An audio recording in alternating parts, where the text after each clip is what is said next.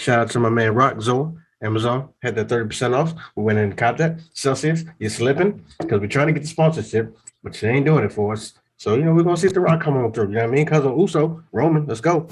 Hey guys, this is Santi Numerel, and you're listening to Wrestling Behind the Curtain.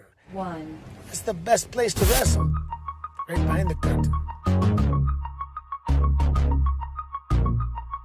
Yeet. You already know what it is. Yeet. You already know what it is. It's your boy Chance, your boy Kenny. You know what I mean? He early. You know what that means? It's important. So you already know what it is. We're here for Stranger Things. Let's go. Okay. Now let's go sit. Y'all see what it is on the thumbnail before y'all click off. But before we do that, make sure you like, share, subscribe, do all the good stuff. We're trying to get to 10,000 before January. We're almost there. We're close to 7. So you know what I mean? Come on, hit that like, stay a while. Get in there. You know what I mean? A lot of y'all come and watch. You know what I mean? So just go ahead and stay. Roll up, choke up, whatever you got to do. Shout out to my man Rock Zola. Amazon had that 30% off. We went in contact. Celsius, you're slipping because we're trying to get the sponsorship, but you ain't doing it for us. So, we're going to see if the Rock come on through. You know what I mean? Cousin Uso, Roman, let's go. So, with that being said, make sure you join the Discord too. Shit is popping. Can you get the merch on too? So get the merch, description box, all in there. But we try to get in and out like a weekend. You know what I mean? So let me read it to you real quick. Give your thoughts. This is about Mr. Omega.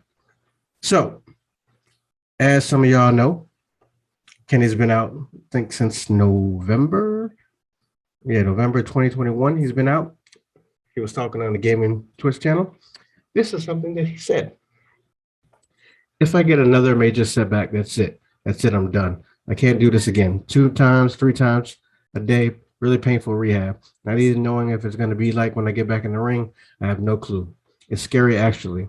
You see the people that come back to the ring, they're just happy, they go lucky, but this is different. There's different kind of expectations put on me.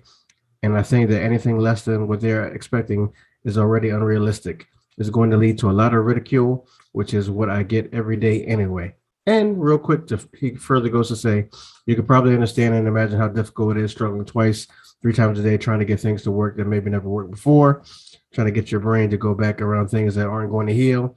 People think, oh, Kenny hurt. He took time off. Snap your fingers. I'll be back. Boom, boom. Snap your fingers. Go ahead. Y'all know that if you're from the ATL.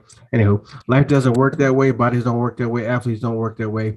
It's very difficult to formulate a plan and execute it, but we'll see how I do. Which I can feel his pain because if you follow Kenny Omega like I do, because he's my best friend, when we see Spider-Man together, Kenny already know. You know what I mean? Don't make me throw the picture up again. But me and Kenny are best friends, so I get it. But if you follow him, you've noticed that during the recent things that have been happening in AEW, he's posted like old video clips of what he's done, what he's been like, got stars for, the Forbidden Door. Before that, he did a video of him and Okada. So I know that had to hurt because that Forbidden Door with him there probably would have been fire. Would have been some crazy shit. Like that would have been, we can only speculate. Maybe Forbidden 2. Hopefully, if everything goes well, we hope you heal. But I know you got to feel some way because I've never been hurt, knock on wood. So I don't know what the rehab shit is. Oh, actually, I'm lying.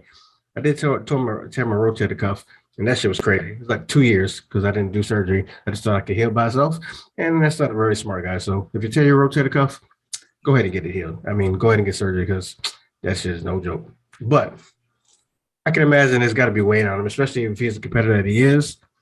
But it's got to be frustrating to know, like, yo, this shit ain't no joke. Because have you seen some of his videos? Have you followed him? So, definitely follow him on Instagram. So you see a lot of stuff he posts. Kenny's always been a good person when it comes to posting at the right time. Thing is, right? So this article in this interview, when I read the headline, you know what I thought automatically before? I'm like, oh, it's a work. Because you think about it.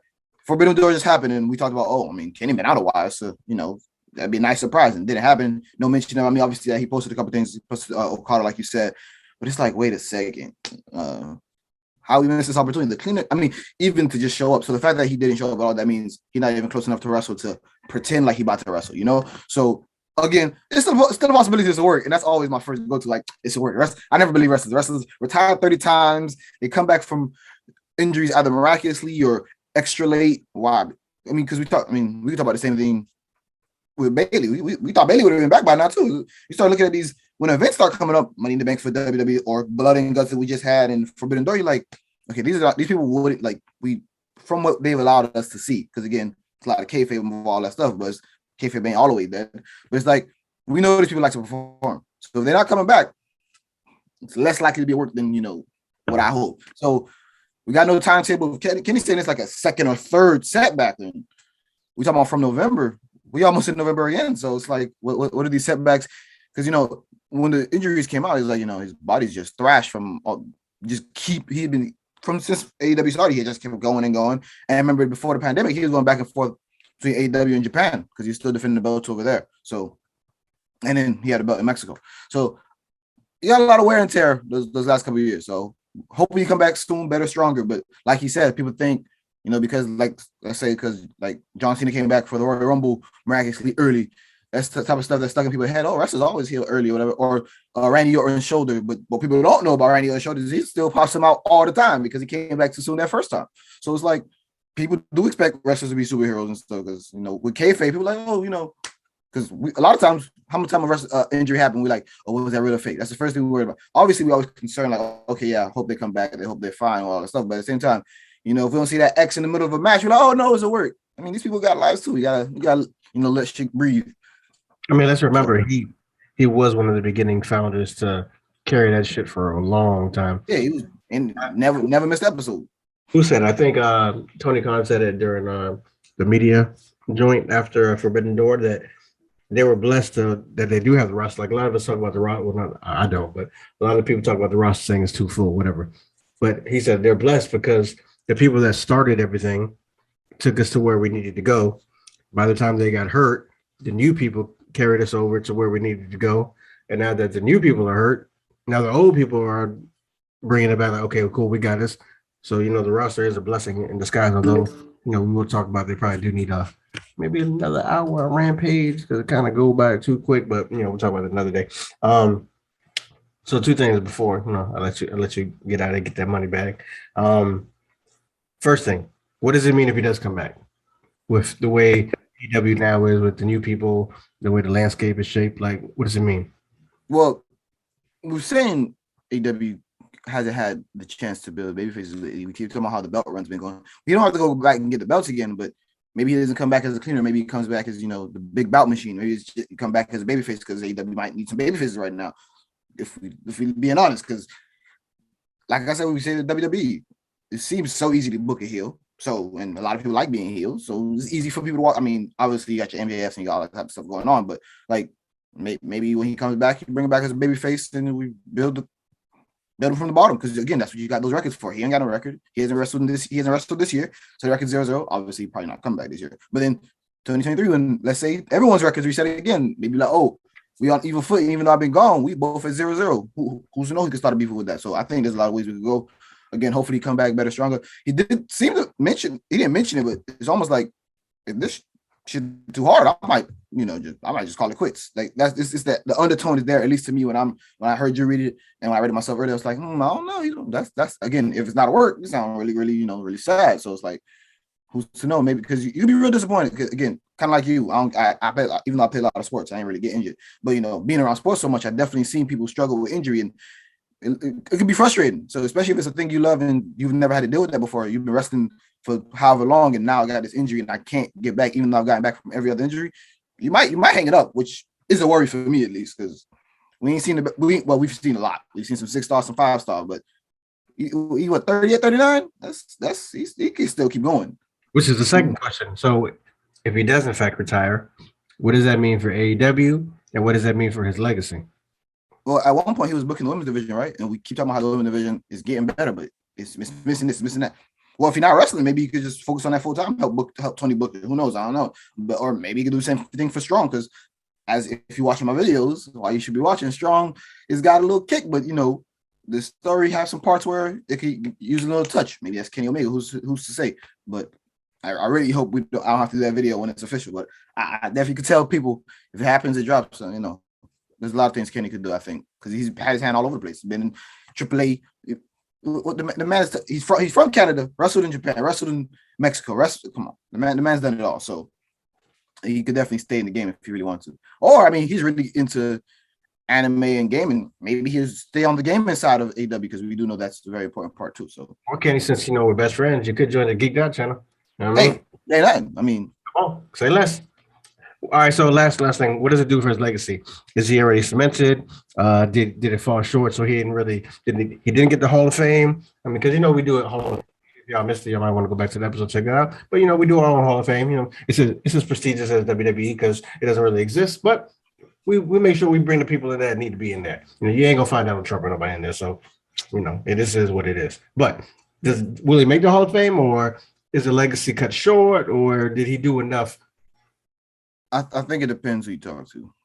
Obviously, we got some WWE diehards who probably won't give him that clout because he never did it on the WWE, and he specifically shied away from that, actually. But the thing is, this guy, again, from Canada, like a lot of great wrestlers, wrestled in Japan, wrestled in Mexico, AEW TV, Impact. Like, this guy's been everywhere. He's had belts everywhere. And, again, say what you want about Dave Meltzer. I know a lot of people don't like Uncle Dave, but, again, how many 6-star matches, how many 5-star matches? And over the course of how much time, PWG, again, this guy's, to me, because I've been watching Kenny Omega a long time. Now, if you only know him from AEW, then you might be able to say, hey, this guy had a 2-year run in AEW. We heard he's good from Japan. He was all this, but that's not good enough for us. And again, that depends on the type of fan you ask. You ask an AEW fan or a regular casual wrestling fan who might know, because I heard about Kenny Omega before AEW came out, like I said. So it's like, and I wasn't like the most devout fan before the channel. I was watching, but it's like, oh, heard they got some going on in Tokyo Dome. Let's check it out. Oh, this guy's amazing. And then let's be fine. Oh, his favorite move called the One Wing Angel. I play Final Fantasy. Let's see what this guy's doing. So again, I think his legacy is cemented. If we doing the voting as we do for all Hall of Fame, he in there automatically. We ain't gotta wait the 5 years that the NFL dude put you. No. He retired, Hall of Fame. Again, especially with wrestlers, how many times wrestlers go into Hall of Fame and they come out of retirement anyway? So. Oh yeah.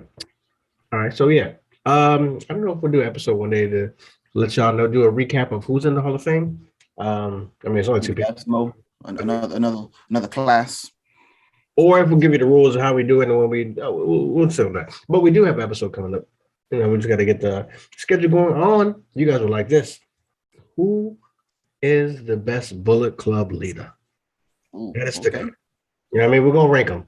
Some people ain't gonna make it. Like, no shade. Adam Cole. Should we rank everybody? Because I think some people it's no shade to them. It's just the top Bullet Club members. But I wouldn't really count Adam Cole or Cody. But you think we should put everyone in there?